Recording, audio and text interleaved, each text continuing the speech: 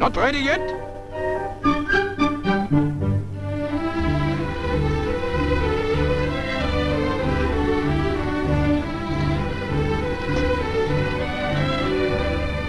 Well, for goodness sake, hurry up! The bus is not going to wait all day.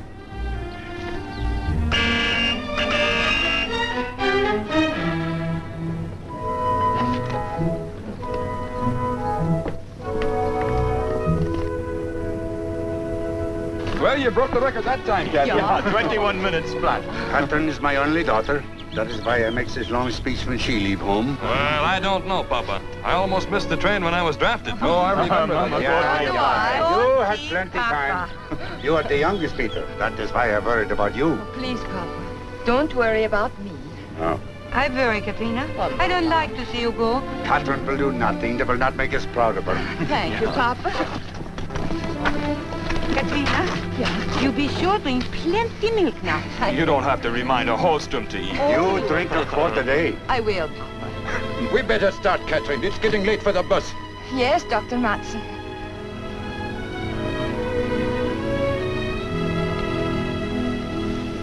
Goodbye, Mama.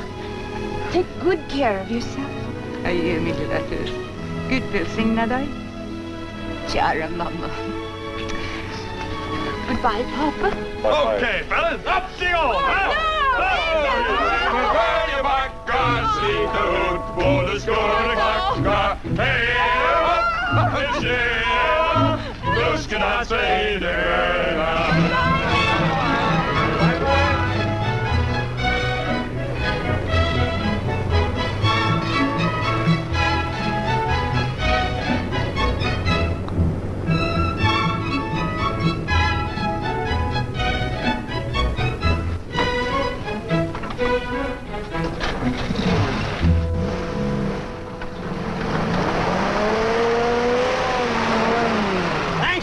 Olson. See you in 2 years.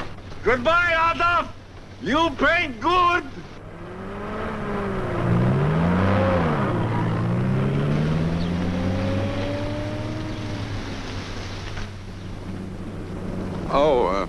Here is the letter I promised you to the Swedish hospital. I tell them you will be a good student and that you will work hard. Oh, thank you, Dr. Matson. And when you graduate, you will come back to my hospital as a nurse. It's always good to have young people come back to the place where they were born. But if you have any trouble, you let me know. No, Dr. Matson. Papa says we must stand on our own 2 feet. If I have any trouble, I work it out myself. Good.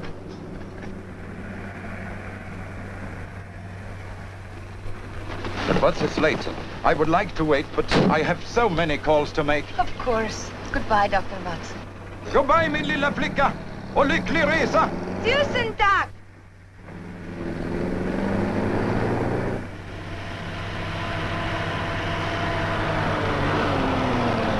Want a lift? No, thank you, Adolf. I will wait for the bus. Pushing right into Capital City. Save you $2.53, Katie. Oh? You bet.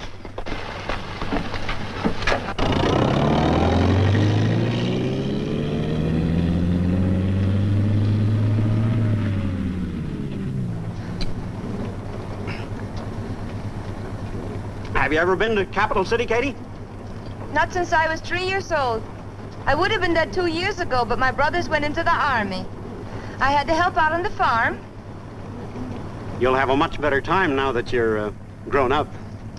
I hope so. Take a drink. Take a couple. No, thank you. I drink only glug.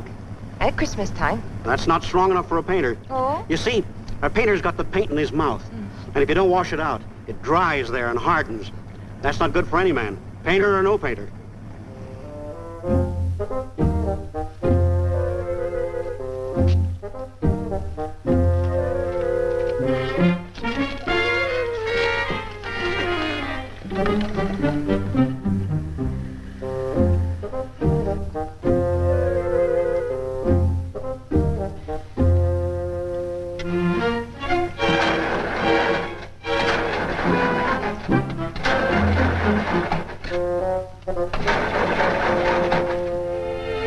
Jeep won't start.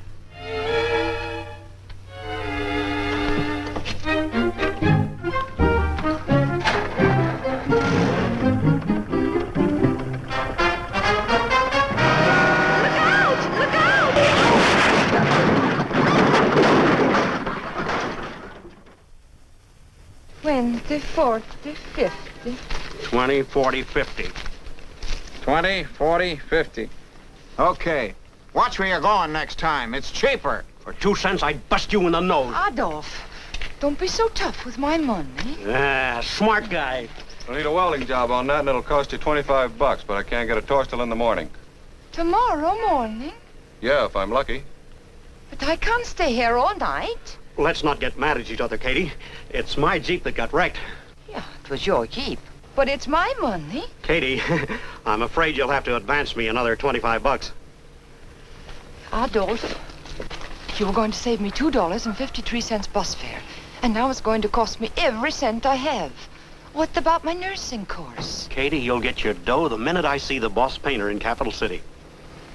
I don't know. Of course, you could hitchhike tonight, but it'd be kind of dangerous. Better wait and go with me in the morning. Well, time's a-wasting. Do I start on this Jeep or don't I? Yeah. Good night. All right.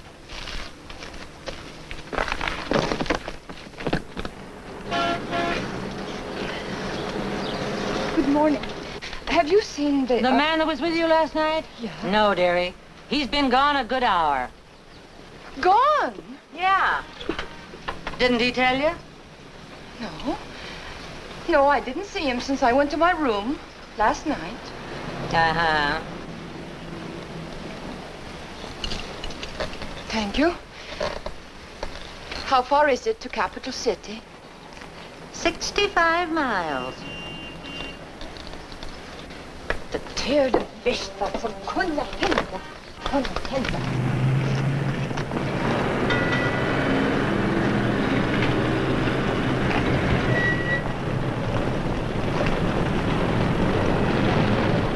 Thank you very much.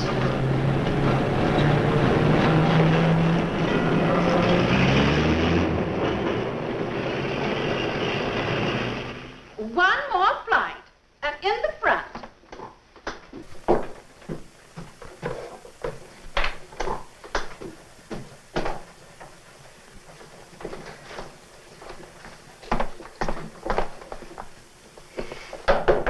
Come in.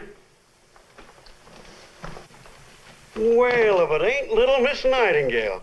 How are you, honey? I've been looking for you all morning. I ain't in the phone book. I went to the Painters Union. Kinda anxious to see me again, huh? You bet. Tired, ain't you? Here's just the thing to knock it. Adolf, my $75.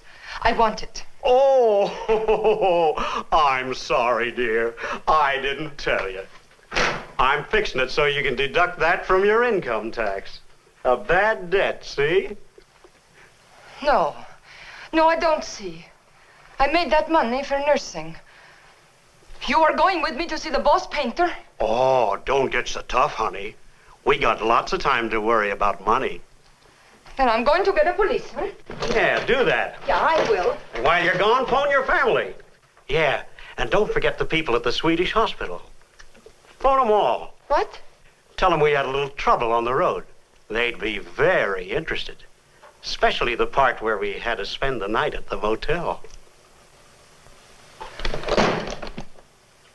Det är det värsta som kunde hända.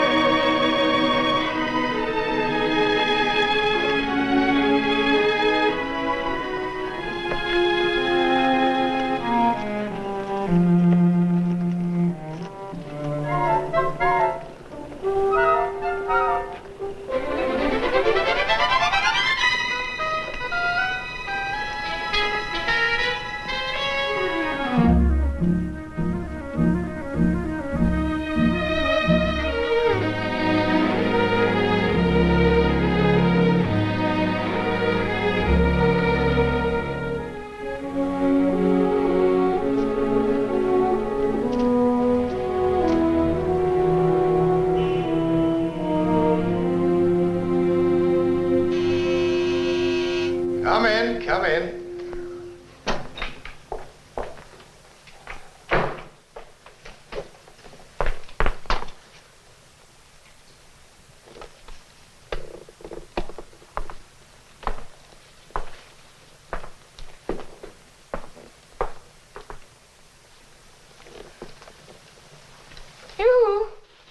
Boo-hoo yourself. I'll be right with you. You Catherine Holstrom? You know me? The agency told me. Got a uniform? No, Mr. Clancy. You know me. Yeah, the agency told me. What else they tell you? Well, they told me that you were the butler, Mm-hmm. and if I could work the day out for you, I could work any place. Hmm. You can wear one of Lena's uniforms. She's the cook. Sick today. Oh, Picked a fine day for it. Luncheons, cocktail parties. You can change in there. thank you. Hope you'll be some good to me.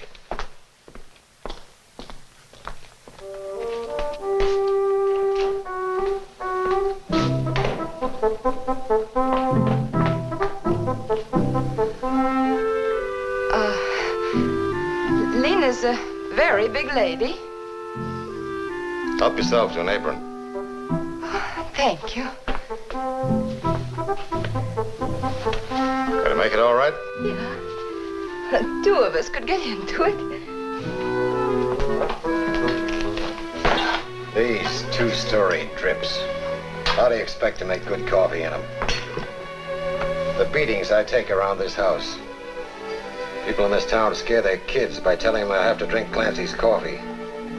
Have you got the real coffee pot?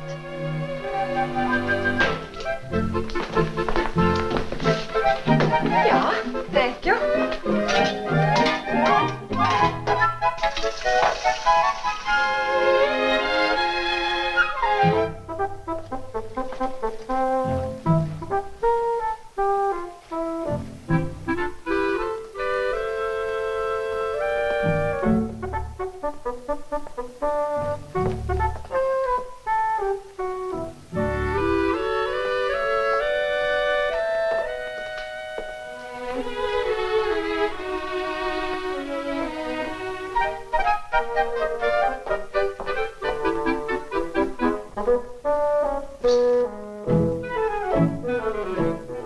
As we newspapermen look at it, the public will go to the polls and vote exactly the way the machine tells them. Oh, no, Van. I don't think the voters will stand the kind of baloney the politicians have been dishing on the pet. Oh, hold it, Virginia. A brandy.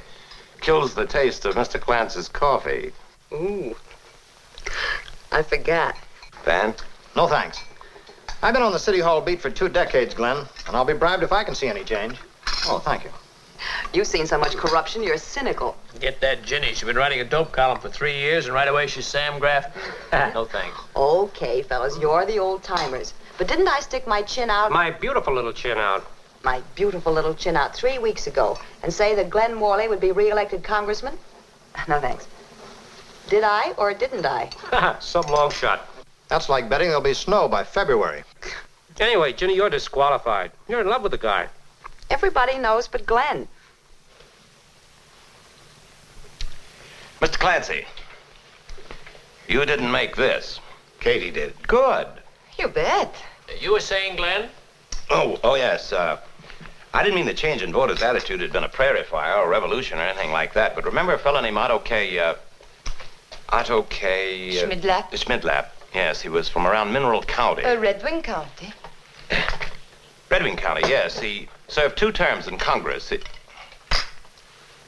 Maybe it was 3 terms. It was 3, Mr. Morley. 3 terms. What's your point, Glenn? Glenn, if you were about to say that old Schmidlap was the case of a congressman going down the line for his party, right or wrong, you've got an argument. Your friend Schmidlap was strictly second-rate. Oh, no, sir. Mr. Schmidlap was not second-rate. He was first-rate, with a second-rate party. Boing! And what makes you America's authority on good old Otto K? Oh, he was our neighbor at Red Wing County. He was a good neighbor, good farmer, and a good man. Like my father. Hello? Oh, Sweeney. How are we doing? Swell, I'll tell the congressman. Looks like we're about 600 ahead in the toughest precinct. Good. Congratulations, Mr. Morley. Oh, thank you. Weren't worried, were you, Glenn? Well, this is only my 3rd term in Congress. I've still got opening night jitters, Mr. Clancy. Well, I think I'll go back to the shop and dream up a color picture on how Glenn Morley looked, felt, and acted in victory. Good luck, Glenn. Thanks. Going over to opposition headquarters and see if I can get a statement. Aren't you guys coming back for the cocktail thing later? Free champagne. No champagne man, me. So long, Glenn, thanks. Be seeing you, When Glenn. next you see me, the time will be 6:30, and I'll knock you dead with the dress I've made out of some old parachutes. Happy landings, Ginny.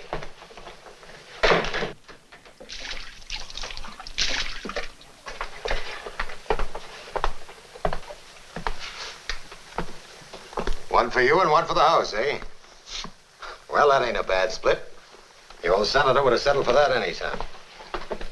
Did you know the senator? I've been with the Morleys for 40 years. Oh? I was with the senator when he made his first million.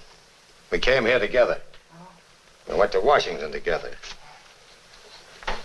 Part of us died together.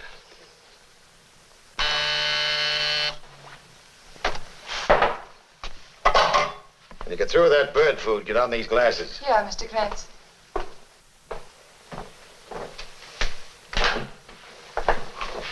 Hello, Joseph. Hello, Agatha. Late? Who's here? No one yet.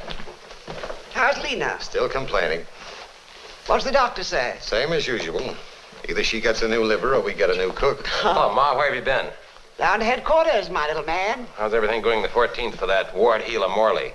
Morley's no ward healer. Know the boy well. Wonderful to his mother, they tell me. Unless I miss my guess, he'll be re-elected by the usual majority. Hooray for the party. Party? Fiddlesticks. Voters did it themselves. Party's getting filled with fat boys. I've been thinking about that. We'll have to thin them down a bit. We should have been here earlier. We had coffee. Real coffee. Set out for it? The extra girl Mr. Clancy hired. Really? Maybe she'd do for a second meal. Oh, what'd you say your name was? Katrin Holstrom. Oh, this is my mother, Mrs. Morley, Katrin. How do you do, Mrs. Morley? Mr. Morley says you did very well this afternoon, Katrin. Would you like to work for us? You mean steady? Yes. Well, I do have to earn some money. Anything wrong with our money? Oh, no. I need it so I can start my nursing course. But, I would not be permanent for more than, 2 months. That's permanent these days. Well, that's settled. What can you do, Katrin? Well, at home, I do everything. Make 6 beds every morning. Do washing, ironing for Mama, Papa, my 3 brothers, myself. Clean all 7 rooms and do dishes, of course. And I help Mama with the canning. I preserve meat, candle eggs, dill pickles, smoke ham and bacons. I wait on table 40 hands at harvest time. And I make glug. You do? Yeah, at Christmas time. With a hot poker. You want to know what I do outside? I don't know about my mother, but I'd be fascinated. Well, I plow with horse and tractor. I hoe potatoes, shock wheat, milk cows, bed horses, butcher pigs, kill and dress chickens, and I cut wood for mill or stove. You got a job, Katrin. Thank you, Mrs. Morley. Now, look, there'll be a lot of talk about politics. Just stay out of it. Of course.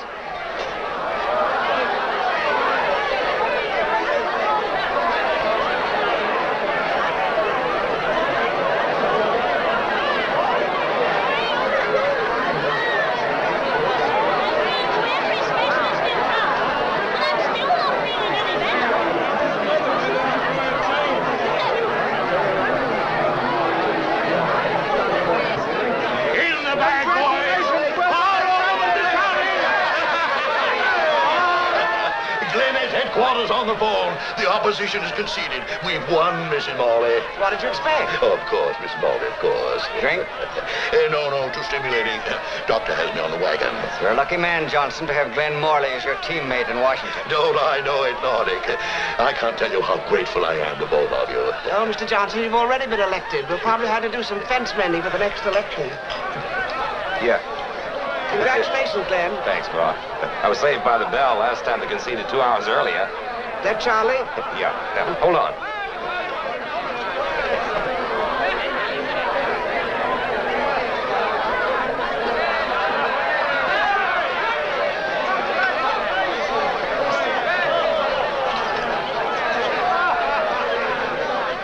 Something to eat, miss. Oh, thank you. Thank you. Did you vote today, my dear? Oh, I couldn't vote, sir. I'm not registered in the city yet. Oh, I'm downright sorry to hear that. I'd have considered our victory a complete success if a pretty girl like you could have voted for me. Oh, I'm sorry, sir. If I could have voted, I wouldn't have voted for you.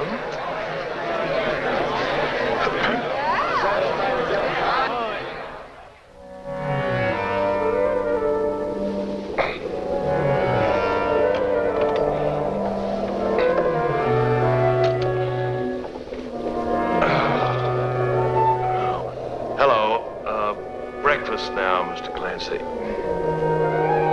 Oh, good morning.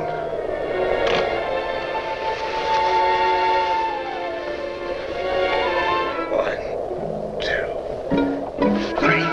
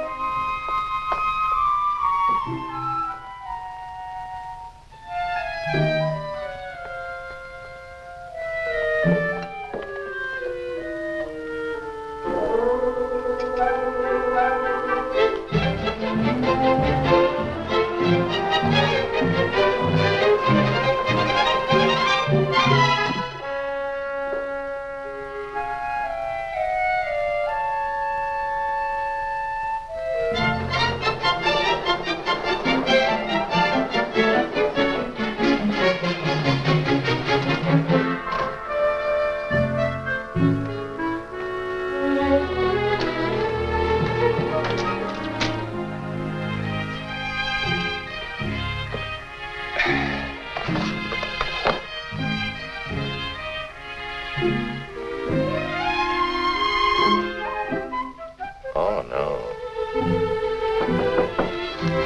Come in, Mr. Clancy.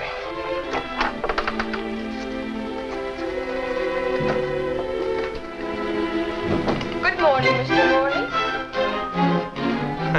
I thought you were Mr. Clancy.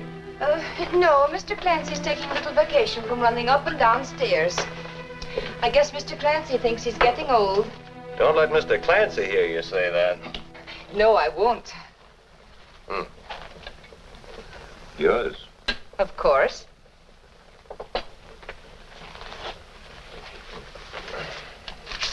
Your paper. Thank you.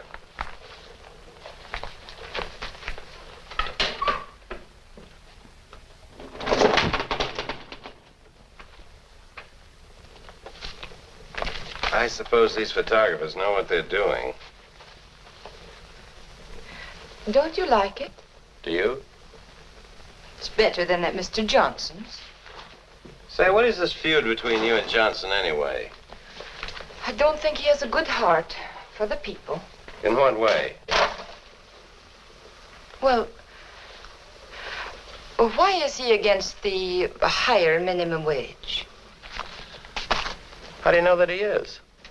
Because I heard him on the radio. And he said it was up to everyone to look after himself. And I believe that, too.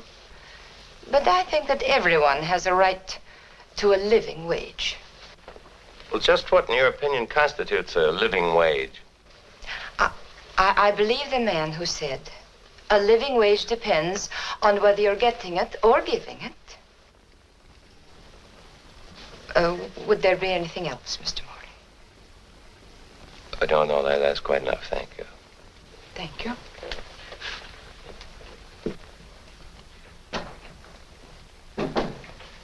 Mr. Johnson, why don't you learn to keep your big mouth shut?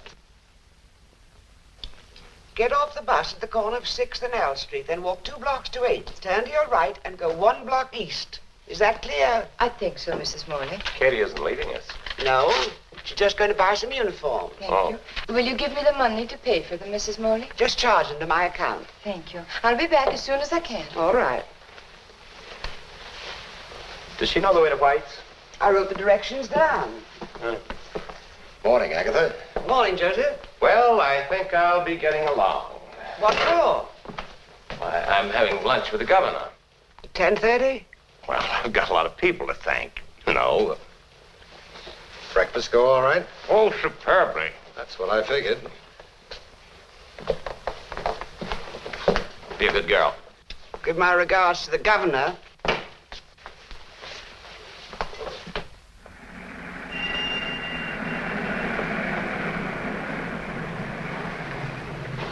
Hop in. I'll save you 10 cents bus fare. Last time I saved bus fare, it cost me $75. Just tell me the story of your life sometime. I will, Mr. Morley. Sometime. You know what kind of uniforms to get? Yeah. Mr. Clancy said to get something very plain. Mr. Clancy has no imagination.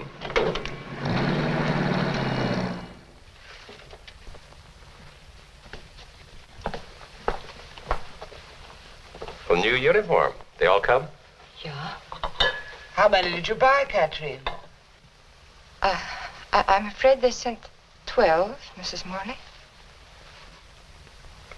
Exactly what I ordered. 12? 2 black, 2 blue, 2 maroon, 2 gray, and 4 simply charming little informal numbers for housework in the pre-luncheon period. Who's going to pay for these, Mr. Moneybags? It's your house. I sure feel like a tramp in my old blue serge.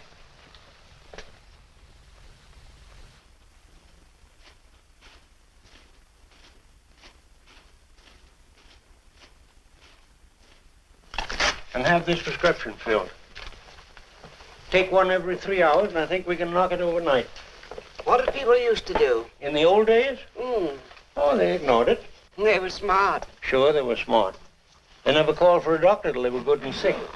When a man caught cold, he treated it by going out in the snow and chopping wood, getting awfully hot. Then he came in, drank a lot of liquor, got even hotter, went out in the snow to cool off, got awfully sick, and died. What's the matter with you? What's the matter? Nothing. I'll call you up in the morning, Agatha, see how you are. I can tell you now, I'll be bored. That's part of the treatment.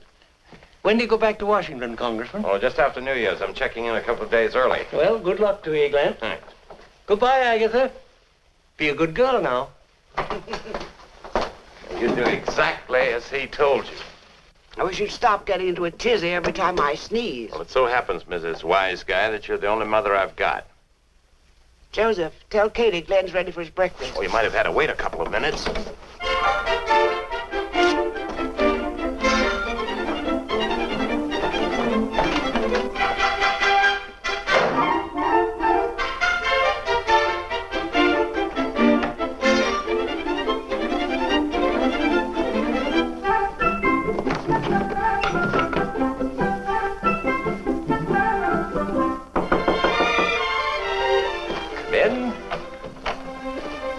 What's the matter? What's the matter? What's the matter? Oh, what's the matter? Nothing.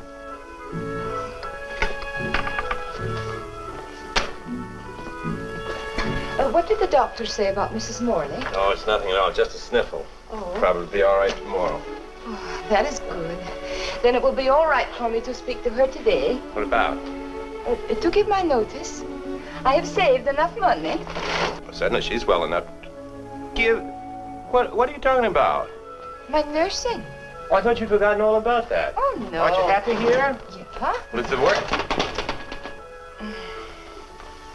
Is work too much for you? Or No, there's nothing more wrong. time off? No, there's nothing wrong. I just want to be a nurse. Well, if you want to be a nurse, And you remember our agreement? there's a very sick woman right down the hall who needs you.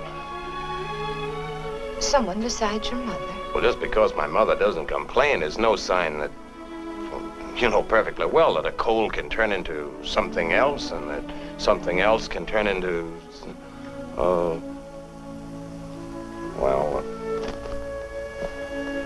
if you're going, you're going. I am sorry to leave, Mr. Morley. I've been very happy here.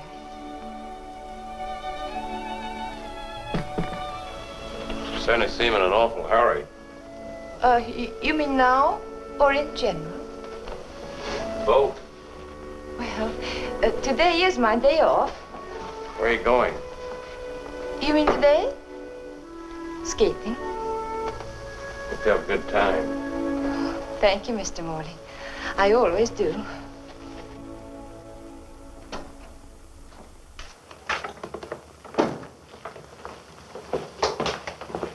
This telegram just came.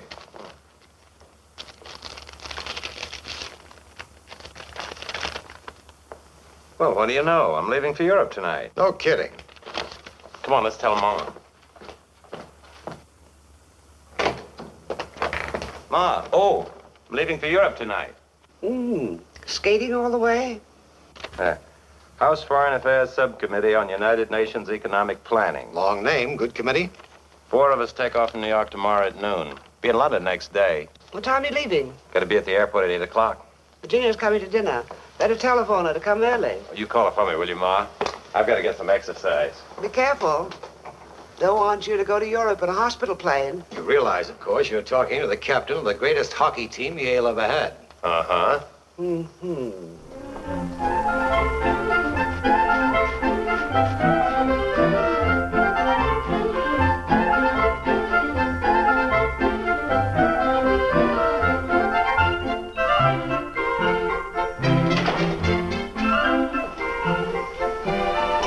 What's she running for? She told me all about it. Seems that running keeps her in shape for skating, and skating keeps her in condition for running. Sort of a vicious circle. Ah, here comes our captain. The argument seems to be, is Katie going to skate or is Glenn going to run? Glenn's going to run.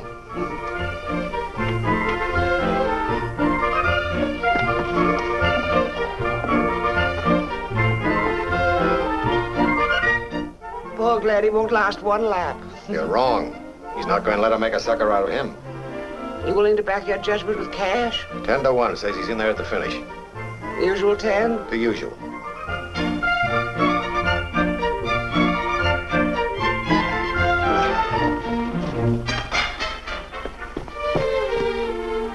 Anything wrong? I think I'll skate now and limber up afterwards. There's your 10 cents.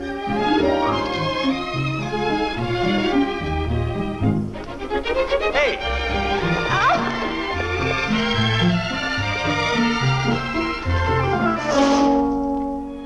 Come on!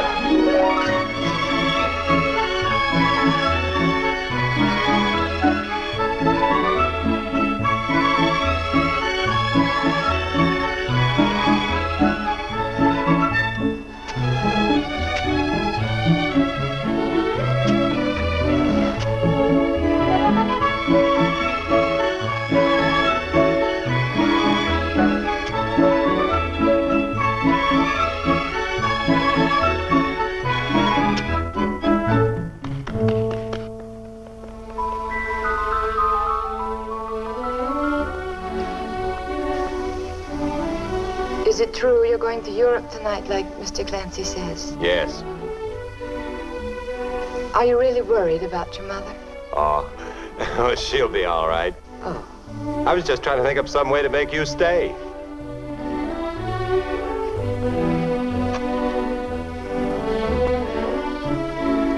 Would you be happier if I stayed till you came back? All right, I'll stay. I was just trying to think of a good reason to stay. That makes me very happy.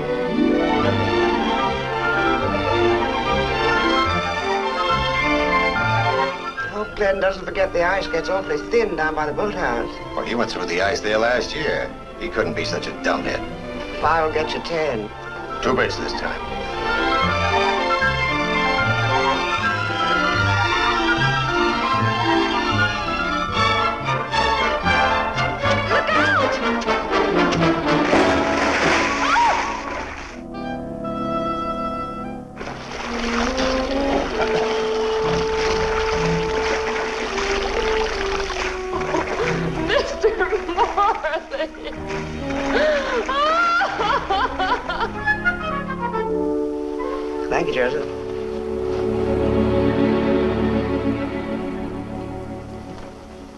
Still feel cold, Glenn?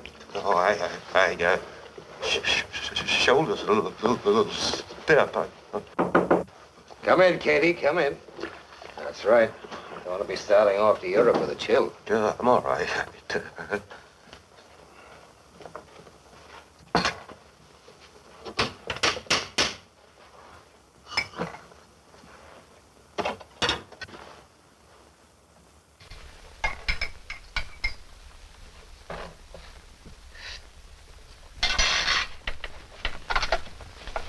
What's that you're giving him? Glug. Mm. We pretend it's Christmas.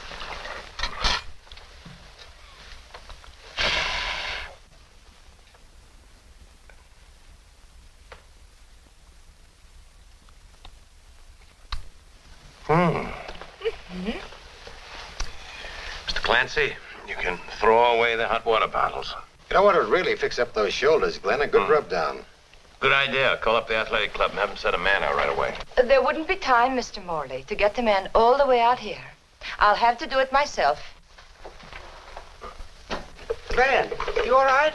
Sure, he's all right. Get back to your room, Agatha. Fiddlesticks. Katie's gonna give me a Swedish massage. In reverse. He's already had the cold plunge.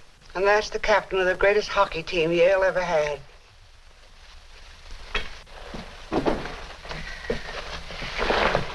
Mr. Morley, will you lie right down there at the foot of the bed, please? Won't it be cold? Not in a minute. Mr. Clancy, the stool over here. And the feet. Oh, there. This goes under your chest, like that. There. Now, we begin. Oh, please relax. You're very tense. Now, don't be nervous. I have to get the kinks out of your back. Is there anything you can't do? Oh, yeah. Too many things, Mr. Morley. You have three of the most unusual talents I ever heard of. I bet you're the only girl in Capitol. I'm sorry. Who can give a Swedish massage? Make glug, glug, glug. And call.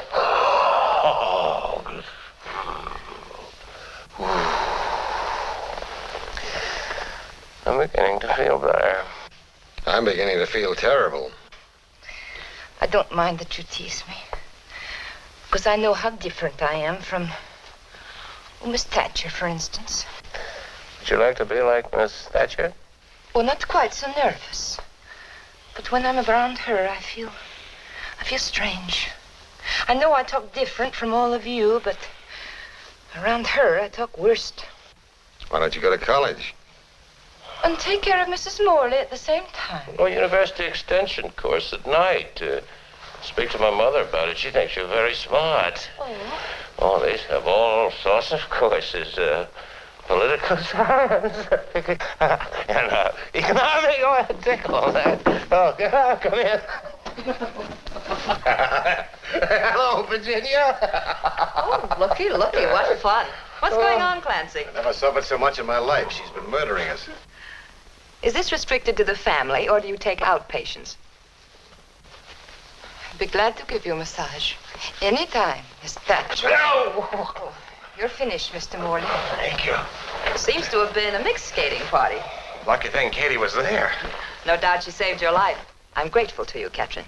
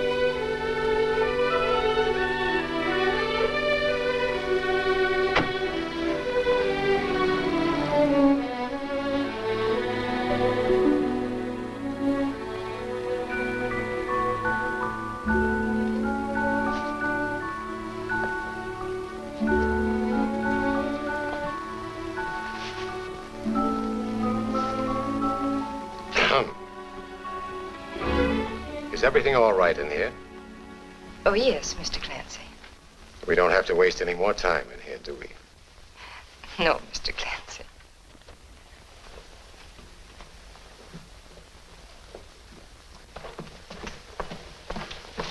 Learning anything at that night school? Oh, yeah. Yes, Mr. Clancy. Last time we learned why all the leading nations went off the gold standard. Did they? Mm-hmm. Why? It was a move toward the nationalization of the world banking system through the social control of credit policies. Is that so? Mm-hmm. Think of that now. How's the diction and public speaking getting along? Oh, I am worried about that, Mr. Clancy. Tomorrow night I have to have a speech memorized, and I don't know what to do. A speech? Mm-hmm. Turn that thing off. Come in here. Maybe I've got something that'll help. One of my favorites here. This may be just the ticket for you. The afternoon the senator made it. Mrs. Morley and I were in the gallery. Yeah. Go on, Katie, read it. Stand right there. Now, you're the senator. You've got the floor. The chamber's pretty crowded this afternoon. Senator LaFollette, Glass, Underwood, Lodge, Borer. A lot of speeches have been made. Good ones, too. You stand and you're recognized. A sort of a hush falls over the chamber.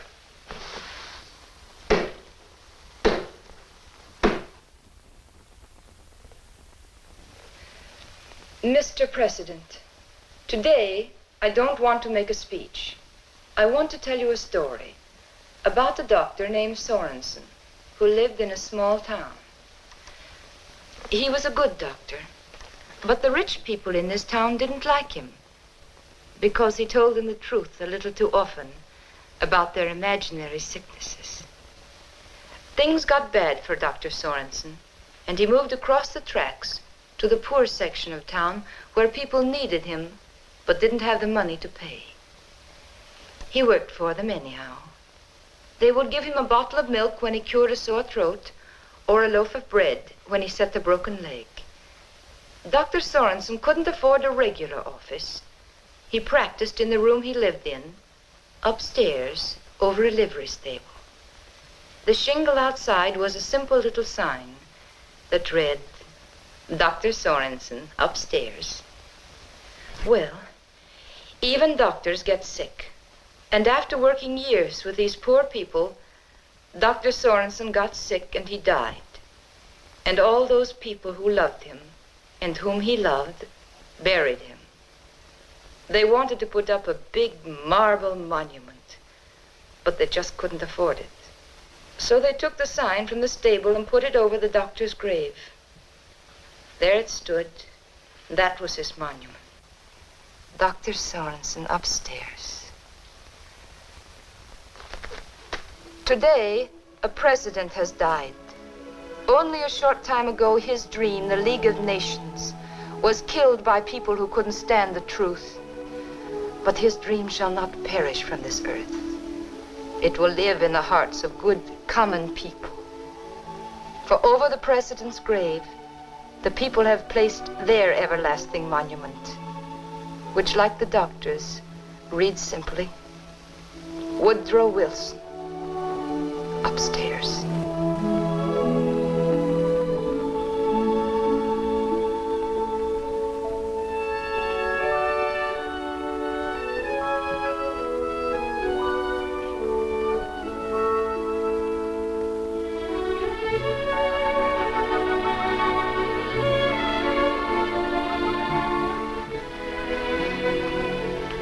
It's beautiful, Katie. What does it say?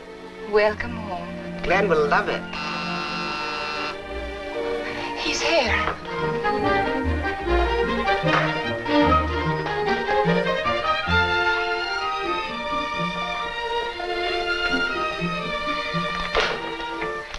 Evening, Captain. Oh, good evening, Miss Thatcher. Is he here yet? No, you are the first.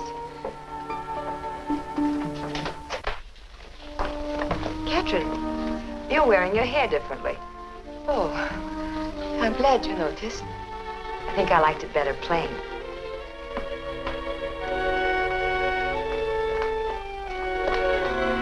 It's Miss Thatcher.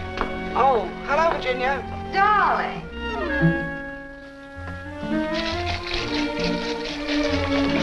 Who's here? Mrs. Morley. And darling. We've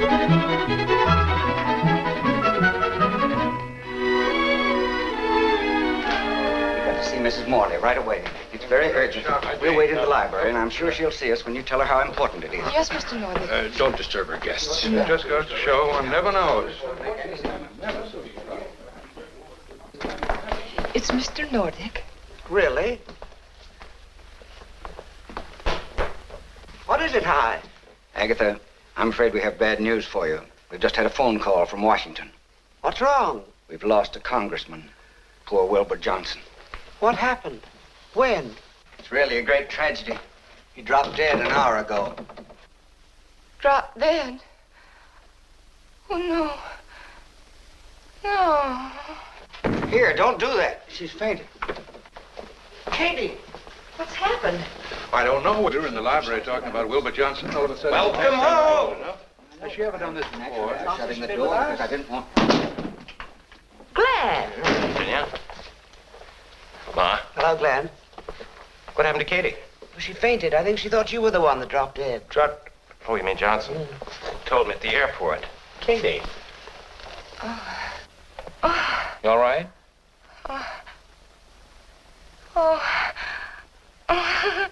Here. All right? Come on, Katie, you better lie down. Sorry to spoil your homecoming, Glenn. Better go in the library. Gotta work fast. Joseph, get Miss Thatcher's coat. You'll find the list of guests on my desk. Telephone them. I know what to say, Agatha. Sorry, Virginia. I'll go quietly if you'll give me a beat on who's replacing Johnson. I think you'll just go quietly.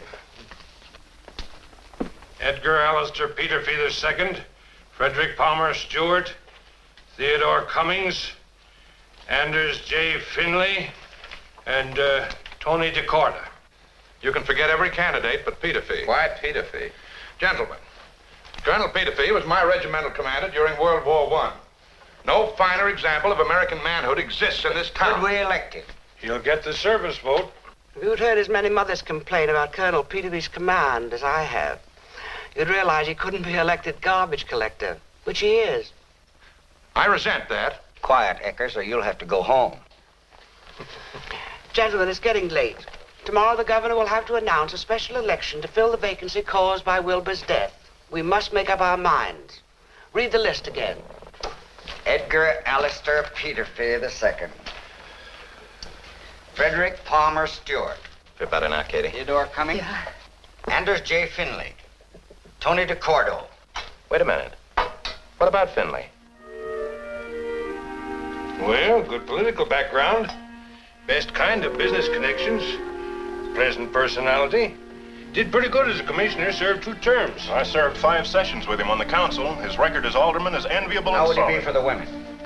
Inoffensive. Any objections to Finley? None? Well, is it Anders J. Finley? Mrs. Morley? Mm-hmm. Eckers? Matternan? Uh-huh. Sweeney? Uh-huh. Glenn?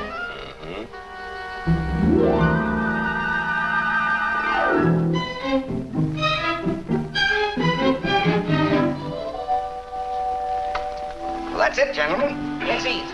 Tomorrow night at the mass meeting, I want you to introduce Finley as our candidate. We'll be a lot happier with Finley than we were with Johnson. I promise you that. Thanks, Joseph. Colonel Peterfee will be awfully disappointed. What's he got to kick about? He's still garbage collector.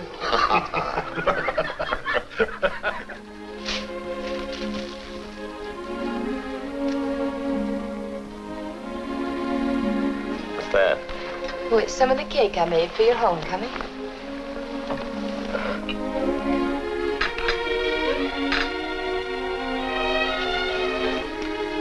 Thank God. You bet.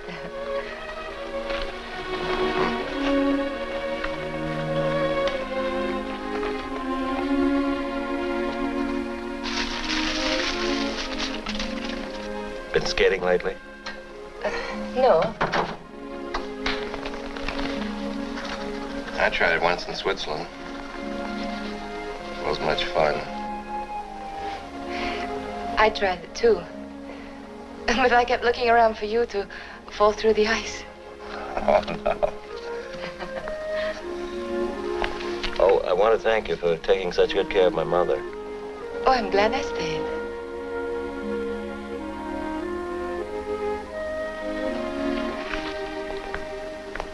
I thought a lot about you while I was away. We thought a lot about you too, Mr. Morley. Oh, I'll fix it.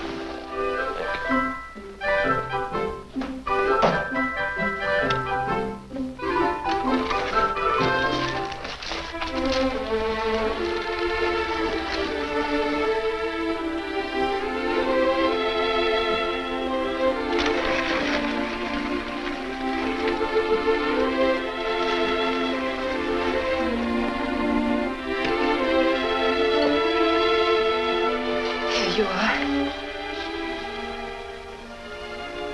Katie,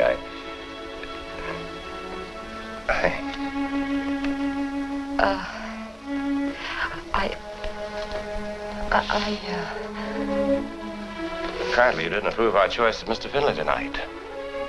Oh. Well, I don't think he's any improvement over Mr. Johnson. What do you know about him, anyhow? Oh, I know his record. And I heard him speak one time when he came through our county. He has a very bad record. Oh, so you're an authority on Mr. Finley, too? Well, for one thing, why did he stop free milk from the grade schools? And If you don't like him, don't vote for him. Oh, don't worry, I won't. I was only asking you, why did he stop the Don't free milk? ask me. Ask Finley. There's a big meeting tomorrow night. Ask him. He'll be there. All right, I will. Oh, all right.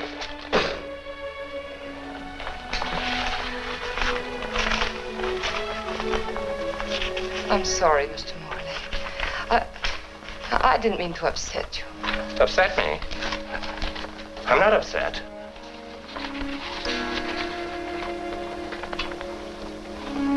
Good night. Night.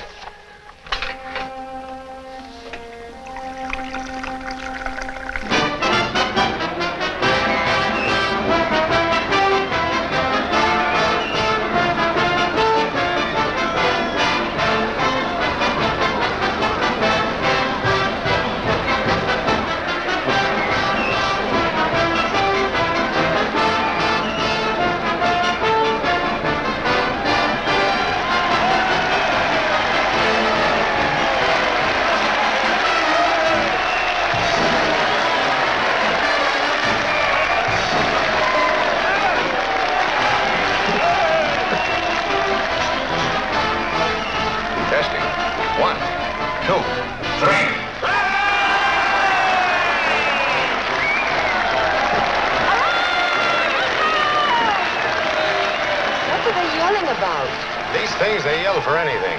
Anything? Sure, they'd scream if you yelled fish for sale. Oh, no. Fish for sale!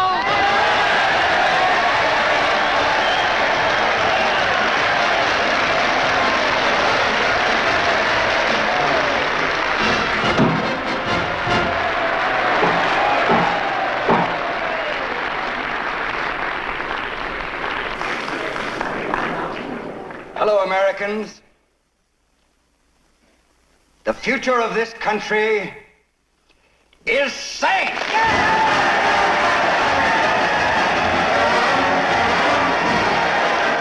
Guiding the ship of state.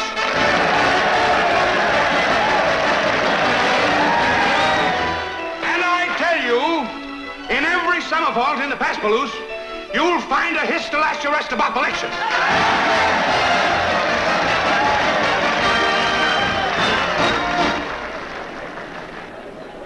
And now it is my privilege to introduce the next speaker. Your former alderman, your former commissioner, your next congressman from the 13th district, Anders J. Finley.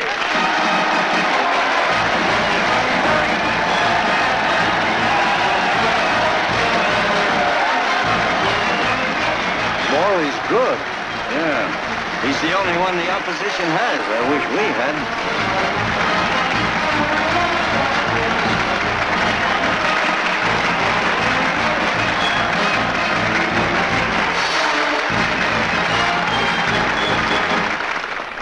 Ladies and gentlemen, there have been a lot of speeches made here tonight, so I'm going to make mine very short. I appreciate the magnificent tributes made to me.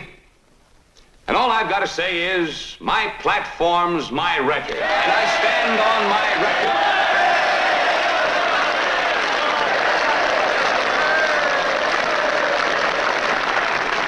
Now, if there are any questions anyone would like to ask, I'll be glad to see what I can do with them.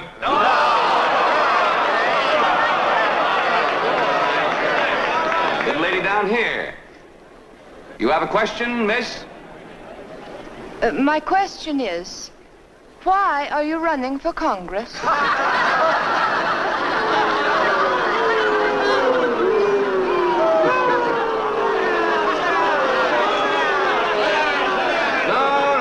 Let the little lady speak. No. Why do you ask that question, miss? Because, Mr. Finley, I'd like to know how you, with your record, can ask these people to vote for you. Well, I'll match my record with any man's.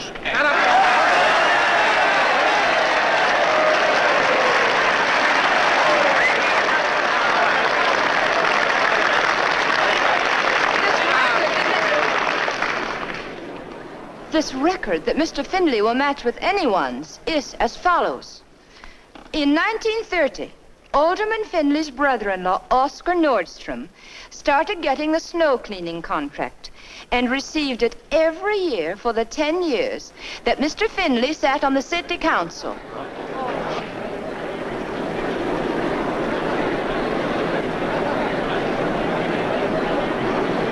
And in 1932 and 1933, Alderman Finley said the bread lines were costing the city too much money. And even went to the extent of trying to put through a bill to force apple sellers to buy licenses. And in 1934... The speakers in support of Mr. Finley had barely concluded when a young woman rose from the floor to challenge the party's selection. Been checking since then on her identity. And this beautiful blonde is a second maid employed in Congressman Morley's palatial home on the lakefront. She couldn't have been more of a bombshell if she'd been planted by the opposition. Or was she? Well, were you? I've been thinking ever since I got home. I'll leave here tonight. That's smart. That's using your head. You know what they'll say about me then, don't you? What will they say? They'll say I threw you out. They'll say I'm against freedom of speech. They'll call me a fascist. Right. I need an aspirin. You do what Mr. Morley says. You stay right here and keep your mouth shut till this election's in the bag. Yes, all right.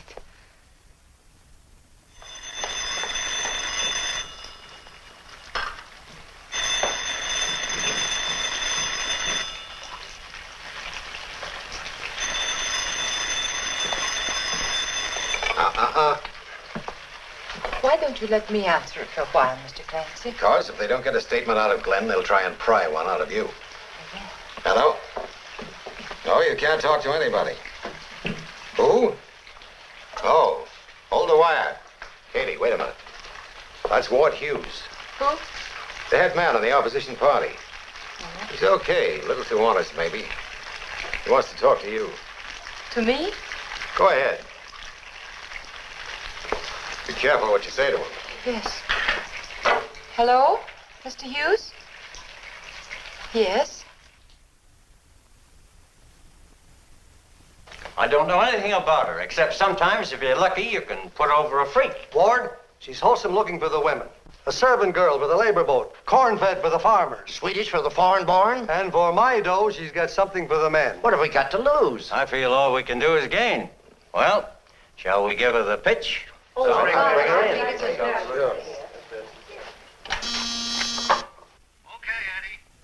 Will you go in now, Miss Holstrom? Thank you. Oh, come in, Miss Holstrom. Mrs. Brown, Mr. Evans, Mr. Briscoe, Mr. Ryan, Miss Colbert, Mr. Sylvie. Miss Holstrom, sit down. Thank you for being so patient, Miss Holstrom. Now, one or two things we had to talk over. And it comes down to this. Our party honestly hasn't the right candidate. Now, last night you were pretty positive about what kind of a congressman you didn't want. I was hoping you'd be just as positive as to what you did want. What I think doesn't matter so much. No, go ahead, Miss Holstrom. Tell us what sort of a representative you'd like. Someone who'd represent... No, I mean represent all of us. To me, once a person is elected to office, he has a great duty to all the people. He shouldn't just represent the men who gave money to his advertisements and campaign. And he shouldn't be in office to serve just the politicians. He should serve the people. He should know what the people want and vote for what they want. Thank you, Miss Holstrom. Thank you for giving us our candidate. Oh, you're welcome, Mr. Hughes. I'm glad I was able to be of some assistance to you. You'll run, of course. Me? Yes. Hair, cute. What have I done?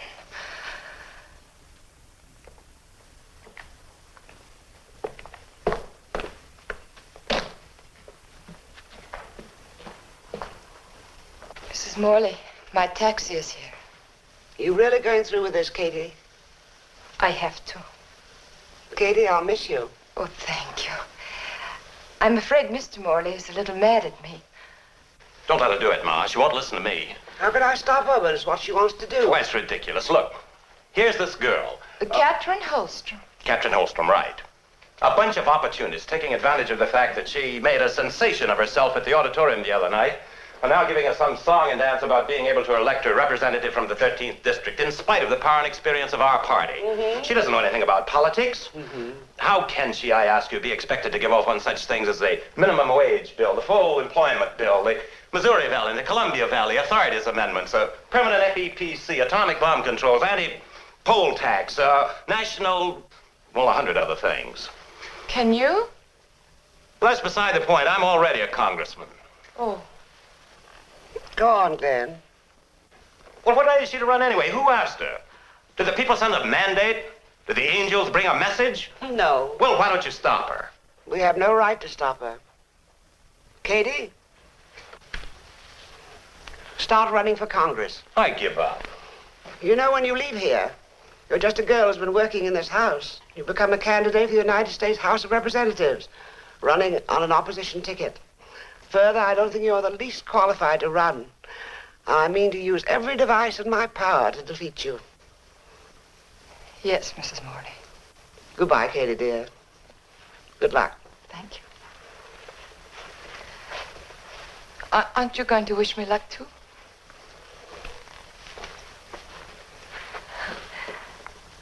Good luck, Katie. Goodbye.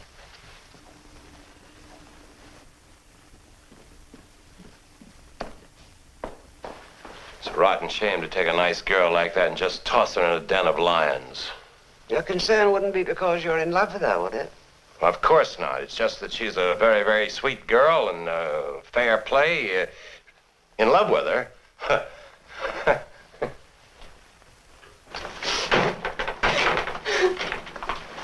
I don't know why I'm crying, Mr. Clancy. Because you can't bear to say goodbye to me. Yeah, I guess that must be it. We'll let you in on something, Katie. What? Might bring you luck. Oh. For over 40 years now, I've been voting for the Morleys. This time, I'm going to vote for you. Oh. That's not changing anything. Because in my book, you're Morley people. Go ahead, driver.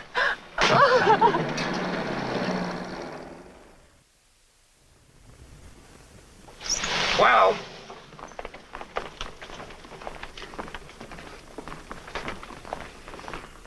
Because I believe that only in cooperation with the rest of the world can we achieve an eternal and happy peace.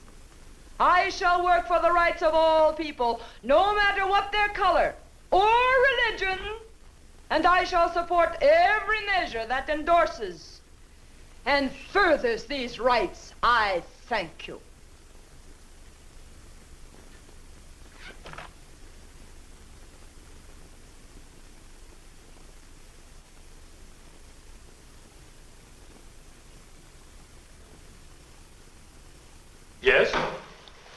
Katie. Oh, Mr. Morley. I dropped by because I'm on my way to Washington. Ladies and gentlemen, tonight I am here to ask No, you... Miss Holstrom. Wait. Opening speech, take 12. Begin. Ladies and... Oh, recording machine. Yes, I make the speeches, and we listen. Oh, Congressman Morley, these are my brothers. Peter. Peter. Congressman. And Sven. Congressman. Sven. And this is Olaf. Olaf. Oh, and Mr. Winder, my diction teacher. Oh, How do you do? was that your first speech I just heard? Yes, you see, my problem for Miss Holstrom is to give her voice body and size. And I think we're coming along very well. You do? I do. Do you like it, Mr. Morley? I'm afraid I'm not in a position to... No, go ahead and tell us. We want to know what you think. On the basis of the few words that Mr. Morley has heard, I don't think he's in a position to judge. As a matter of fact, I am in a position to judge. There's nothing wrong with the speech except the way you make her say it. I think it's outrageous. You do? I do. That's what I've been telling you for the last 3 days. If you don't listen to what I was saying. It's too late to calm down. Gentlemen. I suggest you conclude your business with Congressman Morley so we can go ahead. You go ahead now. Out. I beg your pardon. He said go on out. Beat it. You're out of a job, Mr. Winder. Go now, Mr. Winder. It will be safer. See here, I'm not accustomed to this being. Where are you taking me? Put me down. Put me down, I insist. Say goodbye. Well. Sorry if I did anything to create an unpleasant situation, but I really don't think Please don't worry about it. My brothers were ready to throw him out a long time ago. Hello? Congressman Morley, yes? All right. Your driver's downstairs. He says if you want to make that plane, you'll have to leave in a few minutes. Tell him I'll be right down, please. All right. Leave you right down. I came to say goodbye because at the house, I didn't say goodbye the way I wanted to. Oh, thank you very much. Good luck, Katie. Mm-hmm. Every kind of good luck. Just a minute, Congressman. You can't go now.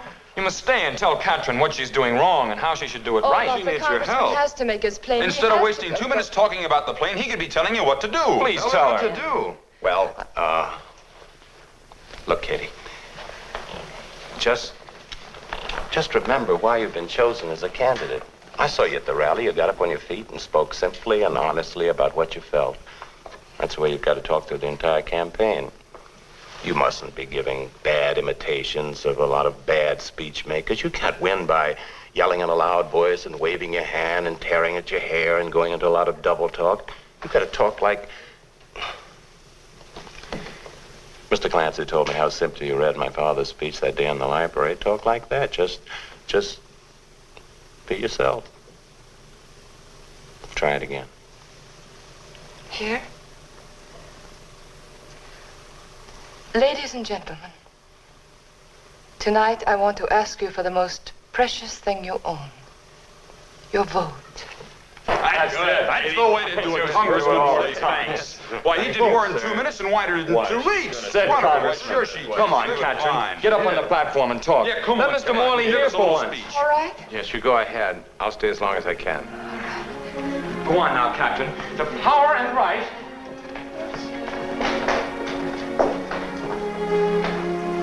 This power and right to vote is something you must cherish and guard with courage and dignity. When someone asks you for your vote, you must be jealous of that vote. You must ask yourself, who is it I'm voting for? What kind of a person? What does he stand for? What does he believe in? Nothing wrong can happen to you, the people, if you will use your vote properly. And no one man or... Go on, Katrin. Don't stop. Wonderful. Don't stop now. No one man or group of men can hurt you if you will use your power of a free and honest election.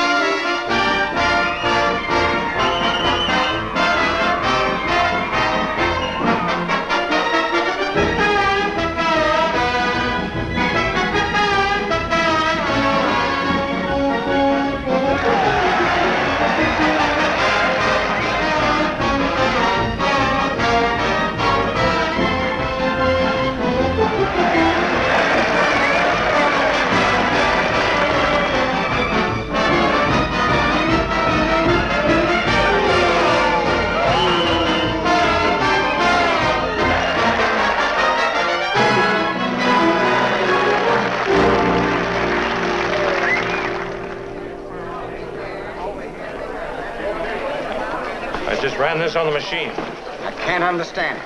Mrs. Morley says she can. 48% for that girl. With our machine, after all the money we've spent, Finley ought to be at least 85%. 2 days before election. Has Glenn left Washington yet? He's leaving by plane tonight. Have you seen these? He's due here at 6:30 tomorrow morning. He'll make 4 speeches in the district, then we'll put him on the radio tomorrow night. He's got to get in there and slug. Not that I'm worried, of course, but this girl's been getting away with murder. Come in. Excuse me. There's a man here says he wants to see whoever's in charge of Mr. Finley's campaign. What does he want? He says it's very confidential. He couldn't tell it to anyone but the boss. All right, send him in. Will you come in, please? Thank you.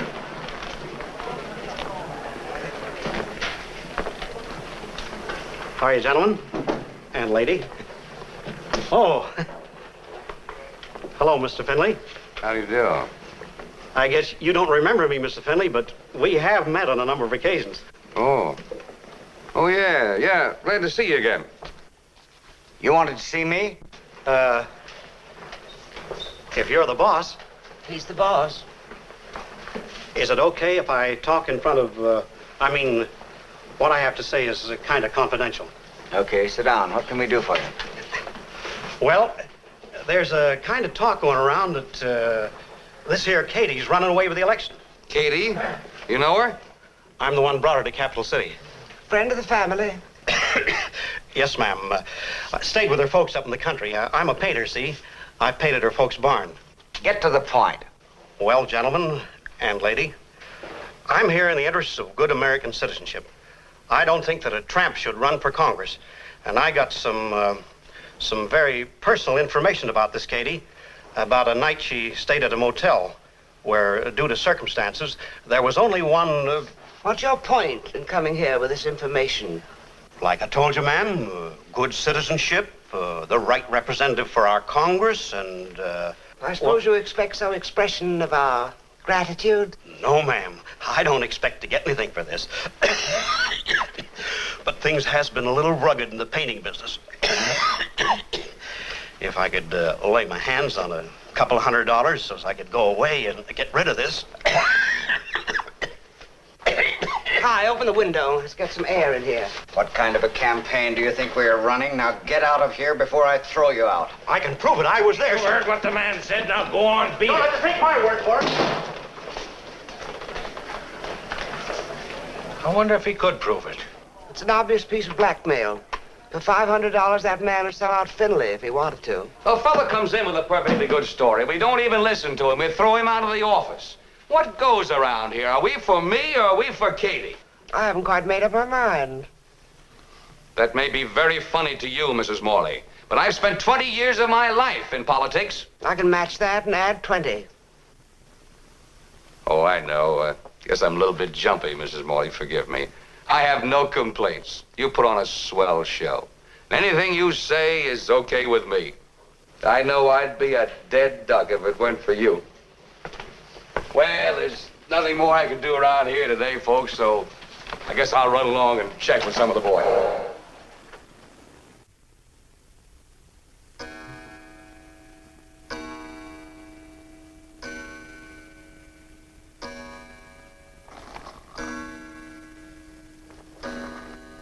You can see for yourself, Glenn. It's fully documented. That first one is the farmer's sworn statement. He's the one Katie paid $50 damages to. The other one's the mechanic. He got 25 from Katie to fix Adolph's Jeep. And here's one from the woman who ran the motel. All sworn statements, Glenn. You people have been as busy as little beavers, haven't you? Must have worked all night to get here so early in the morning. Who asked you to do this anyway? Now, just a minute, Glenn. This is a hot story. Loaded with enough dynamite to blast this cheap, no account. Shut up. Glenn, we've got to be practical. This is a campaign. In politics, you use every break you get. Virginia, don't print that story. Why, Glenn Morley, I seem to remember you on a platform saying, quote, I'll fight for free speech and freedom of the press. Now, look. I know I'm in no position to insist. You're in no position, period. Now, stop this, both of you. Remember this, Agatha. They go to the polls tomorrow morning at 7, and we stand a darn good chance of getting our ears pinned back. Now, you tell Glenn, do we want to win this election or don't we? I'm sorry it had to come to this. I suppose we have to win an election.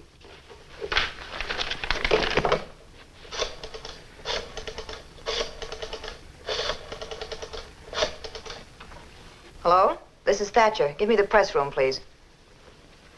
Hello, Carl? Hold it, Virginia. Hi.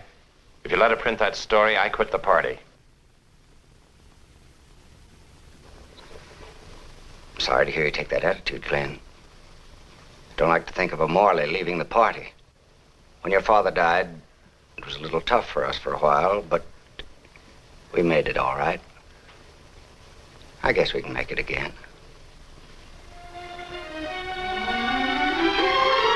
If you're going over to warn the opposition, don't bother. The story's in type and ready to roll. Okay, Carl, start running.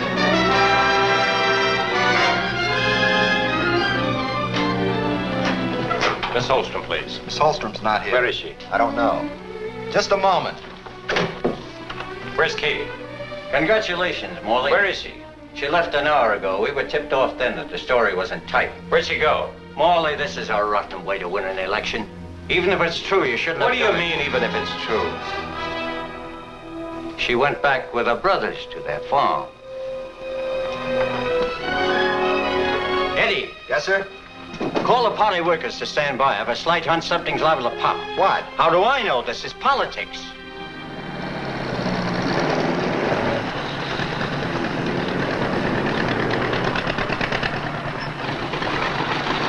Hello, Peter.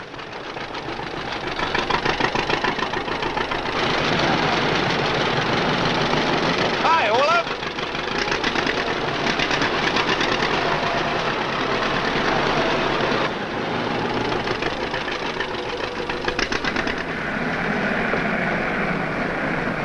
Sven?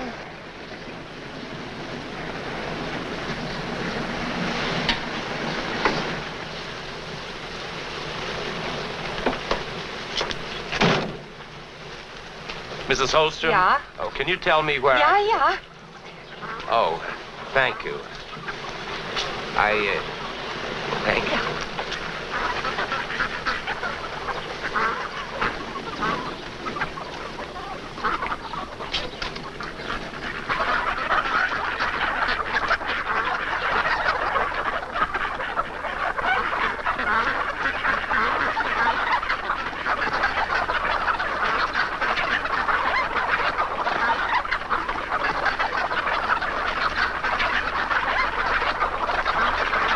Excuse me, I'm sorry. Pardon me.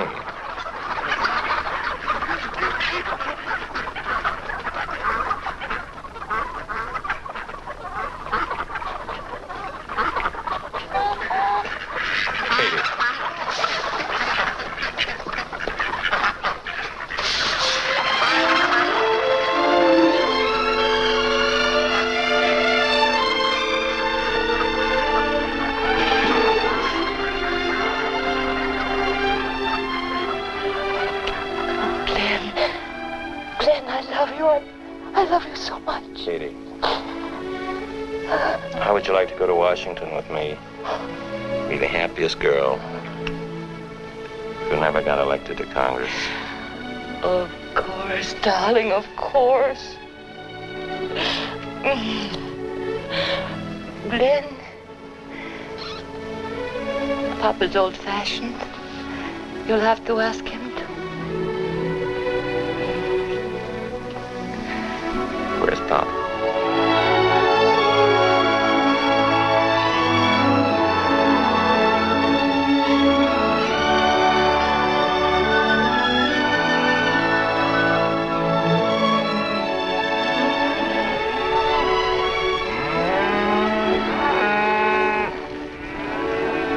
Papa, this is Glenn Morley. Yeah, I know. From your picture.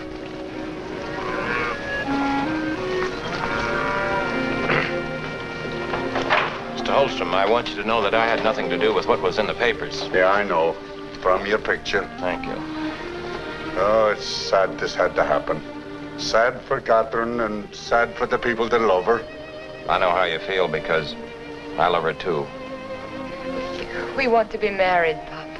And you come to me for permission? Yeah. Did you come to me for permission when you ran away from Capital City and quit? I told you before. You told me lots of things. You asked me nothing. You wanted to quit too? I thought it'd be the easiest thing for Katie. Yeah, the easiest thing. The easiest thing when I come here 40 years ago would be to let the earth lie dead, unplowed. The easiest thing would be for me not to raise a family and make them believe the things I believe. So, you want to get married. Well, go ahead. This is not important to me. I thought that Catherine was married to the truth. But now that she wants to quit and that you want her to, I don't care whether you get married or not. Are you trying to make me feel ashamed, Papa? Yeah, but only ashamed for quitting. If you want to be in Congress, then you must fight. How can a woman fight the kind of lies they've been printing about her? If she goes back, they'll simply print more lies. I don't care what it says in papers or anywhere else. Woman or man, if you don't want to fight for the truth, then you shouldn't be in Congress.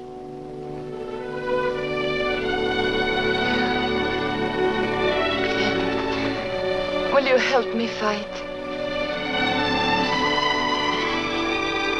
Mr. Holstrom, I wish I had you for my campaign manager. Oh, good. Darling. You make fine son-in-law. I hope. I know, from your picture.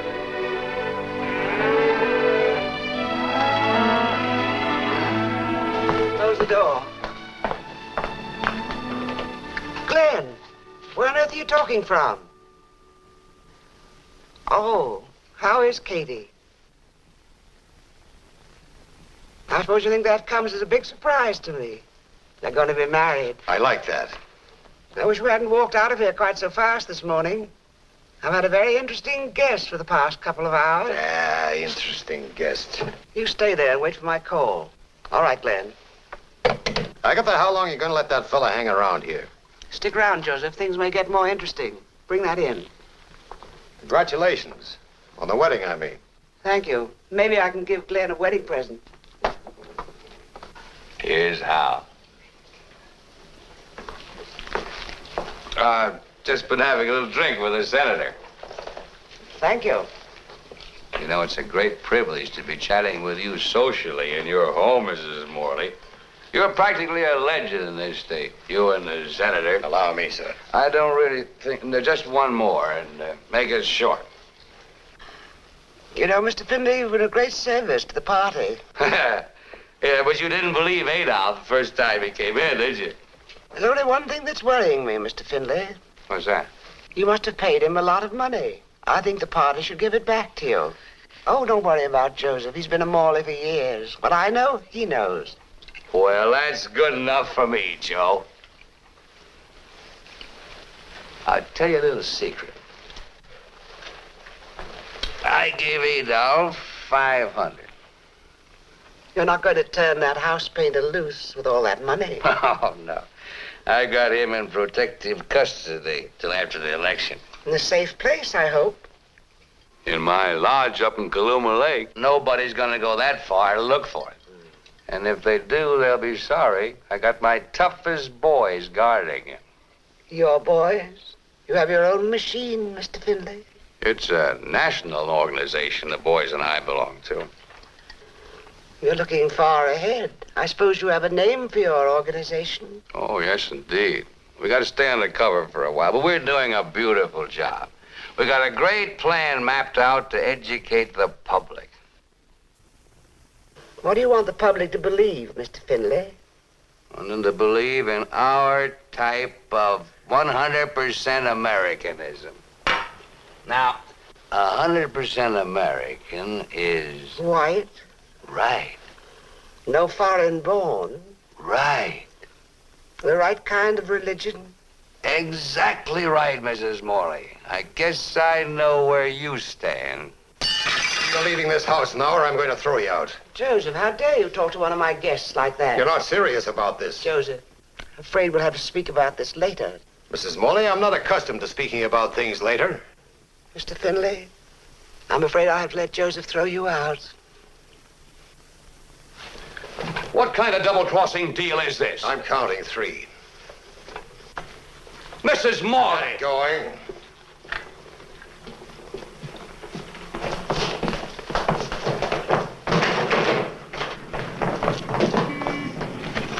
Mr. Finley, you forgot your hood.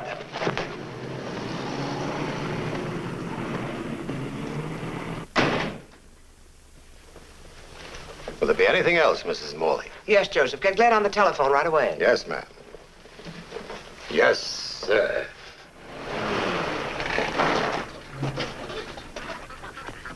Hey, wait a minute. Who's going on the radio, Captain or Glenn? We'll know more about it when he's through talking to his mother on the phone. Oh. Fellows know a shortcut to Kaluma Lake? I do. That's where we fish. We're going fishing. Yeah? For $8. I can't wait. Glenn! Wait a minute. Now, look.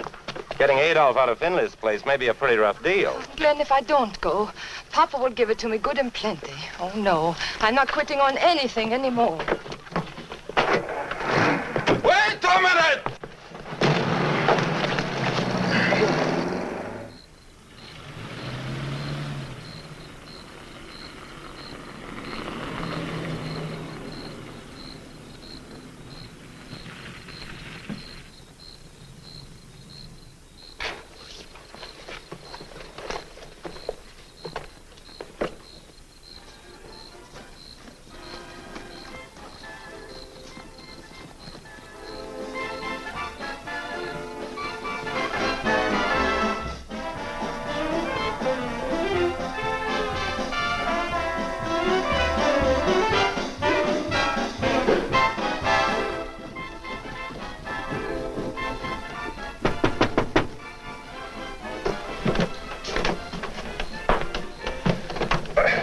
Good evening. My name is Harry Selby.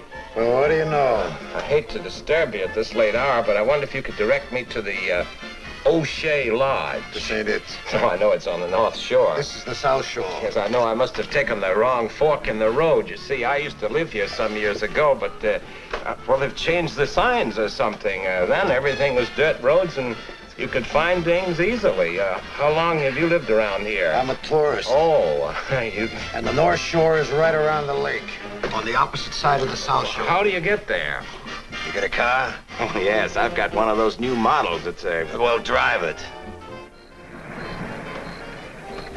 This car ain't one of ours. Finley was right.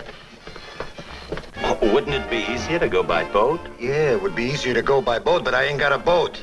Oh, you can get boats now. I saw a cruise advertised the other day. O'Shea's got a beauty. Look, Mr. Seaby, I'm trying... Selby, Harry Selby, tractors and farm equipment. We got out a new Look, line. Mr. Selby, go away. Beat it. We're very busy in here right now. I got my friend in here in a triple blitz. Oh, good. Now go away, beat it, and give my regards to your friend O'Shea. Oh, do you know O'Shea? Oh, I don't know O'Shea, and I don't care if I... Ah, Fisher! Take him back!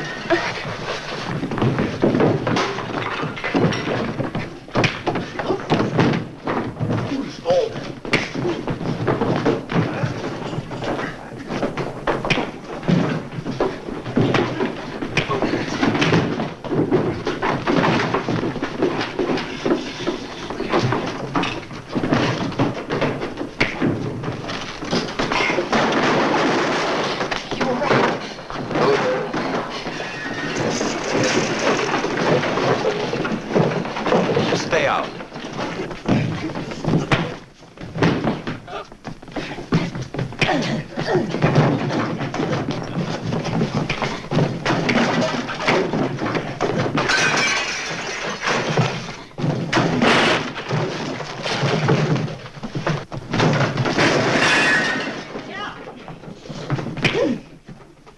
I got it below! Get Adolf! He's gone!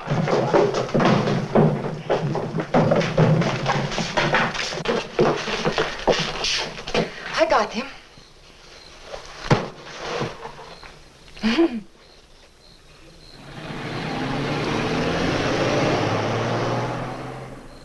I'll stick with the party if we dump Finley and say so publicly. But that's going to be impossible. Call for up us the to do. newspapers and get out an extra. How are we going Issue about a getting up statement an in extra? support of Katie and get it on the radio. But you can't tell All the of whole this town. must be done by 7 o'clock. But I...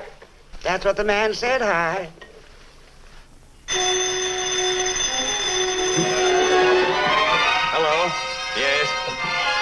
What? Yes. The party withdraws its support unconditionally from Anders J. Finley and urges all voters to back the candidacy of Catherine Holstrom.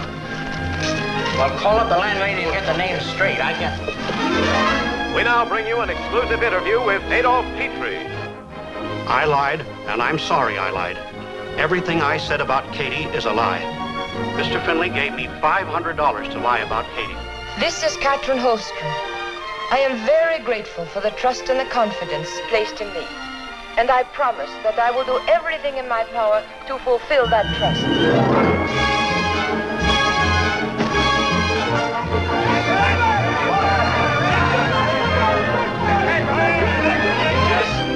1 hour and 55 minutes from now, the polls will open.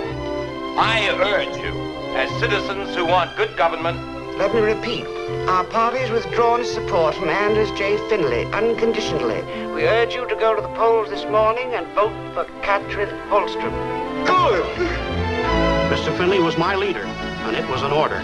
He said, once a member of the organization, always a member of the organization. And I knew what would happen if I didn't obey. So, I swore to all the lies he told me to say.